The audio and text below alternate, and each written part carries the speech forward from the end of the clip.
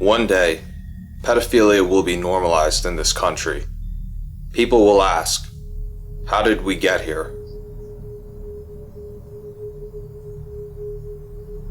For the past few months, fashion company Balenciaga has been under heavy fire because of their product photo shoot that featured two little girls holding up bears dressed in bondage gear. Everything about these photos was sexually perverse, and of course, there was widespread outrage and massive backlash against this company. Look at this picture. Notice the children's drawing of Satan on the plate in the background. Look at his shoes that look like the devil. And there's another bondage bear in the bottom left corner. They purposefully printed out their name on the yellow tape as Balenciaga with two A's. You can see the word Baal. Baal was the Canaanite god of material prosperity and fertility. The Israelites would sacrifice all sorts of goods to Baal, but then that stopped being good enough, and they were called to sacrifice their most precious commodity, their children. They would place the child in the hands of a large bronze statue, and the child would be rolled down into the fire, and they viewed this as an integral part of their religion. It was a sacrament. But there's more to this if you dig a little deeper. This is from a separate Balenciaga photo shoot. In one of the photos taken by Balenciaga photographer Chris Maggio, there's a document on the desk about the Supreme Court case US v. Williams. This case is about CP. What the Supreme Court decided is that an individual could be prosecuted if he advertised or pandered CP, even if it didn't exist. Next, you can see a book on the desk that celebrates the Belgian artist Michael Boremans. This is one disturbed individual. He wrote a book called Fire from the Sun. This book contains pictures of naked and bloody children, child amputation, and child cannibalism.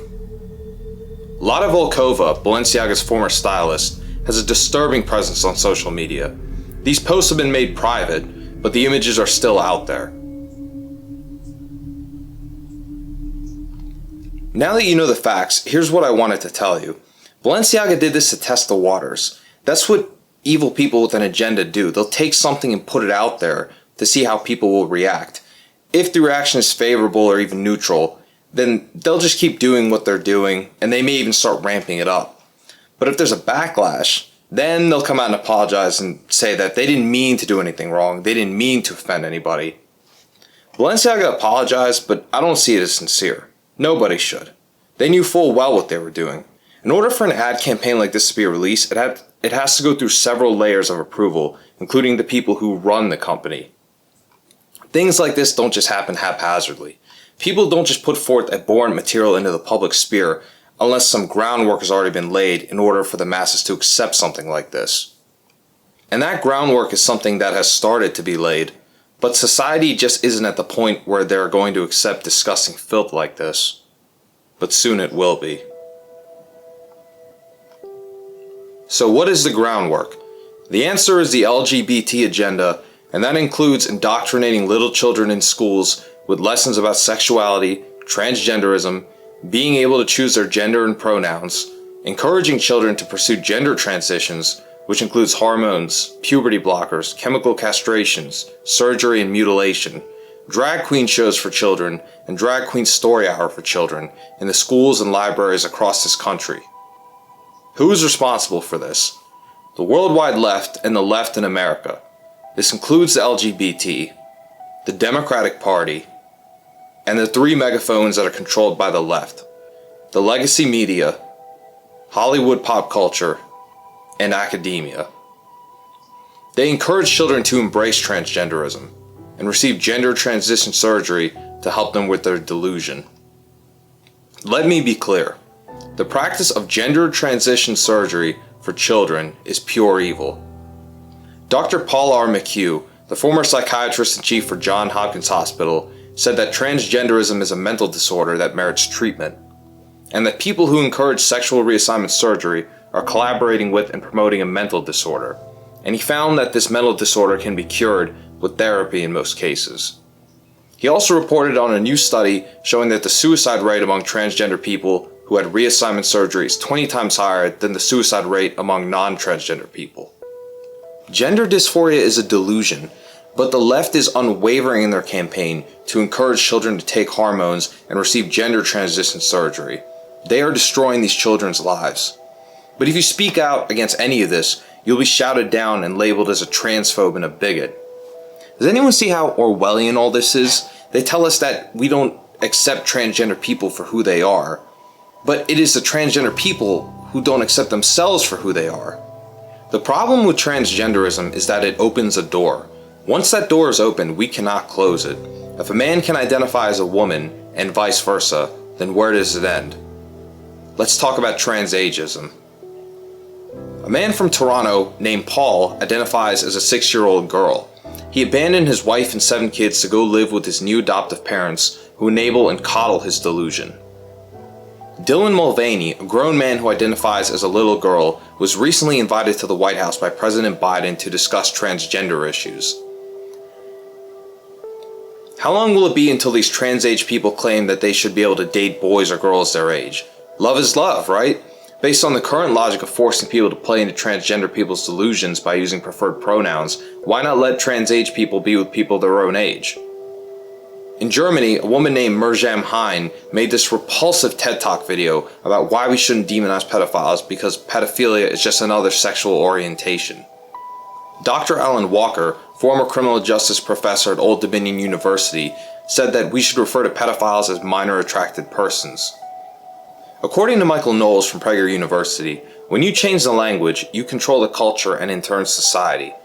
We use words to discriminate one thing from another. They shape how we think about things. They color how we see the world. Changing pedophile to minor attracted person makes pedophilia a sexual orientation. That's the direction in which we are heading. Back in 2016, Salon.com published a shameful article titled, "I'm a pedophile but not a monster."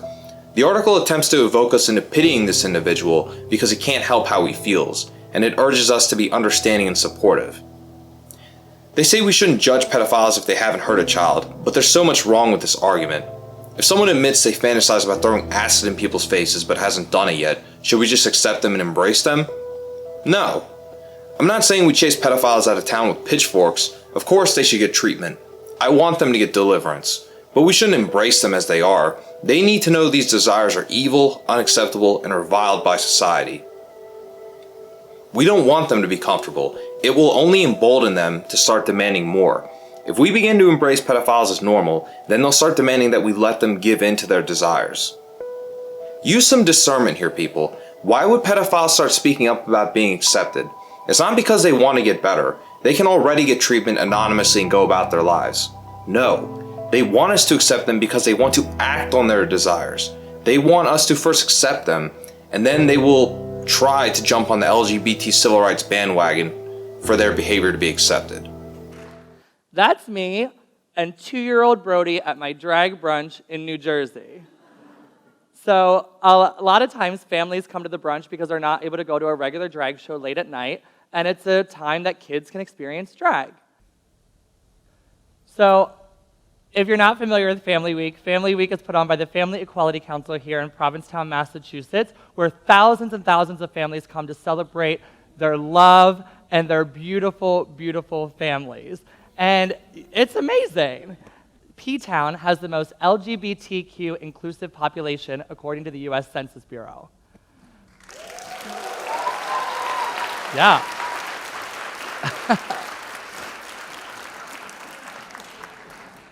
And because of Baby Shark, I was able to come to the Pilgrim House and do a series of kids shows.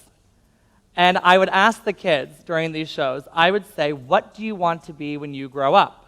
And to my surprise, a lot of these kids said they wanted to be a drag queen.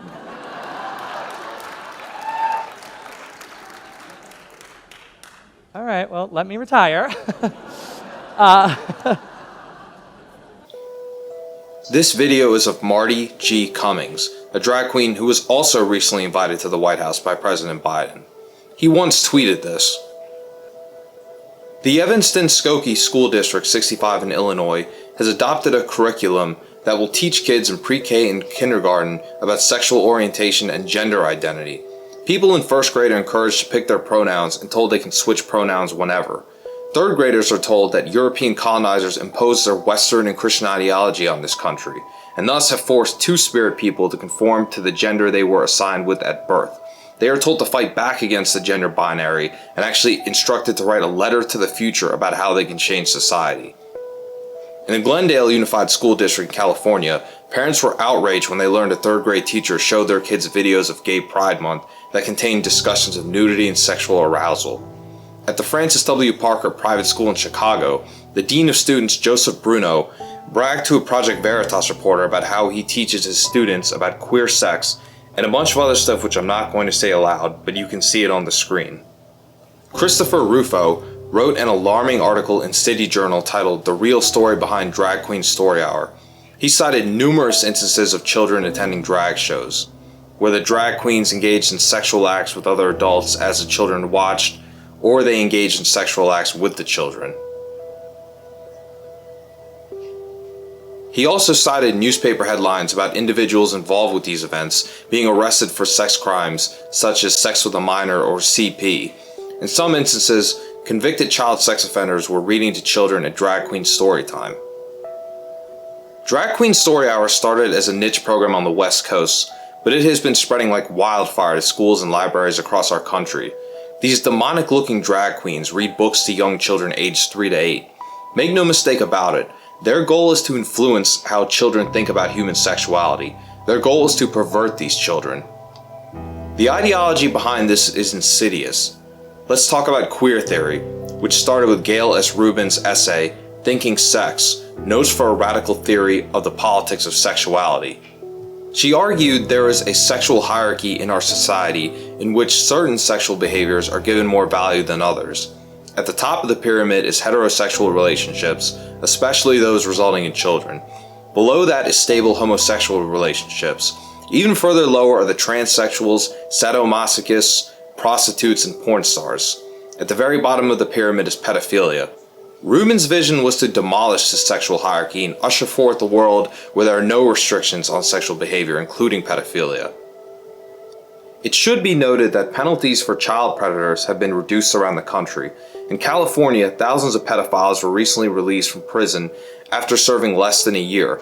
Their crimes were serious, including child rape, continuous sexual abuse of a child, and kidnapping a child under 14 with intent to commit lewd or lascivious acts. In November of 2018, Matt Walsh from the Daily Wire made a fantastic point on his show. He said that kids are not old enough to consent to having sex because they lack the power, maturity, and wisdom in order to do so. So then how are they old enough to consent to changing their sex? That's the million-dollar question. And if you really think about it, you begin to understand why this transgender ideology is being pushed on kids. If kids have the power, wisdom, and maturity to change their sex, then they have the power, wisdom, and maturity to consent to sex. There it is, ladies and gentlemen. This is the path that we are on, and it is the path that will lead to pedophilia being normalized. The people pushing this ideology are sexualizing our children. But why? We have to look at this under two lenses, the political lens and the moral lens. And of course, the two are inescapably intertwined. First, the political lens. The worldwide left, which is a Marxist communist movement, wants to undermine the traditional life path, which includes getting married, having children, and working 40 hours a week. That's because this traditional life path leads to self-sufficiency, and that underpins a capitalist society. The nuclear family is one of the largest impediments to the left's agenda. That's why there is such a fervent push to redefine marriage. That's why there is such a fervent push to encourage all sorts of perversion, including transgenderism. The state wants to raise your children. The state wants to indoctrinate and brainwash your children. That's hard for them to do when the nuclear family unit in this country is strong. They have to convince the children to turn against their parents and become part of the collective.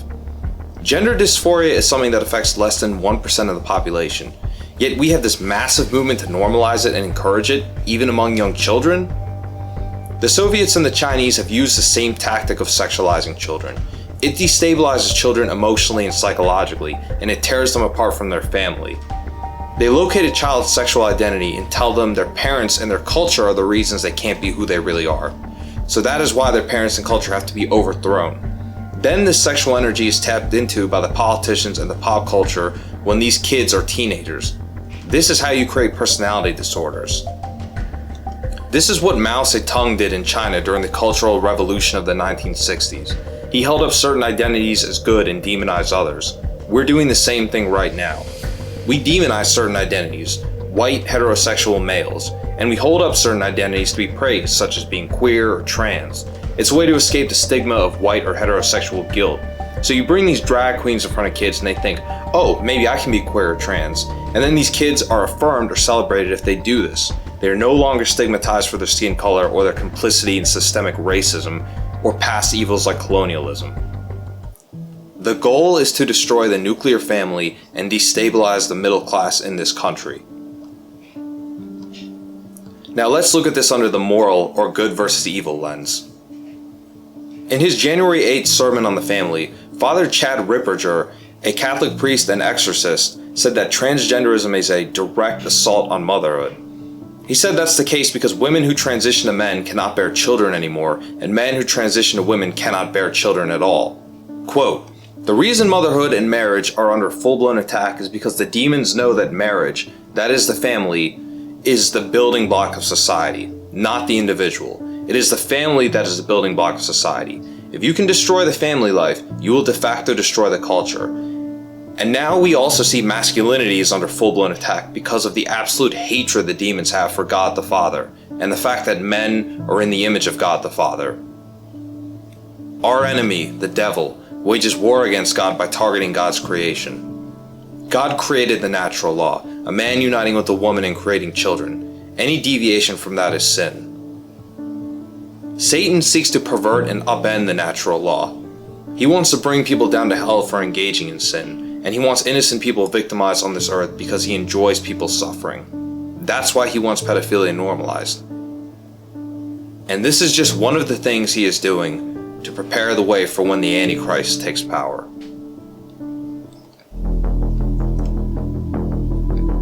Don't like pedophilia? Well, too bad. If you don't agree with this whole progressive agenda, which is a religion, then they'll disenfranchise you. They'll seize your assets and freeze your accounts. They'll lower your social credit score so you can't get a job or buy and sell. This is coming. This social credit system already exists in China. The World Economic Forum and the other global elites' vision for the future, known as the Great Reset, is terrifying. They plan to take advantage of the Fourth Industrial Revolution, which will merge the physical, digital, and biological worlds. We will live in smart cities as digital entities where everything we say and do will be monitored, recorded, and archived, and then attached to our digital identity and social credit score. Algorithms will flag any individuals the government deems dangerous and throw them in digital gulags. Keyboard warrants will be issued based on search engine inputs. Robot police will use scanners to identify and arrest the unvaccinated and anyone who opposes the government. You don't think that pedophilia will be tolerated in the future? Think again. I would say give it another 20 years. That is the goal of the LGBT agenda. They are trying to normalize pedophilia. I'll be real with you all.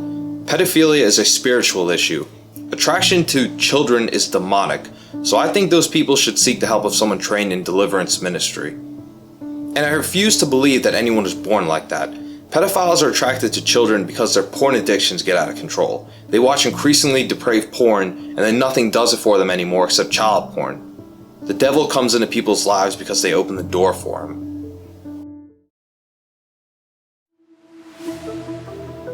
The line in the sand has been drawn. It's been drawn for quite a while, but that line is only getting bolder and more distinct. This is a war between good and evil. Make a choice. It's time to stop being silent about issues like this. Christians, and all people of goodwill for that matter, it is time to speak up. Talk to your friends and anyone who will listen about what's happening. You need to vote. Go to your school board meetings and local township or borough meetings. If this stuff is happening in your child's school, tell them you won't stand for it.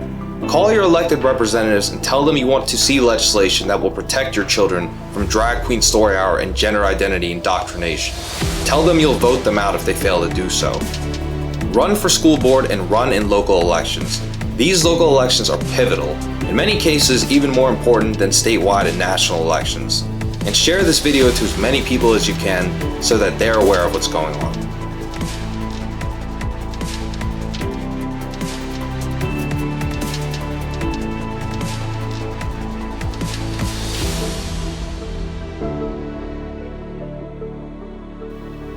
If you support the LGBT or vote for the Democratic Party, then you are complicit in this. It's good to be aware of who supports what, But once you are, you have a choice to make. One day you will have to stand before God and answer for your choices. If you enjoyed this video, please be sure to drop a like and subscribe. Thanks for listening.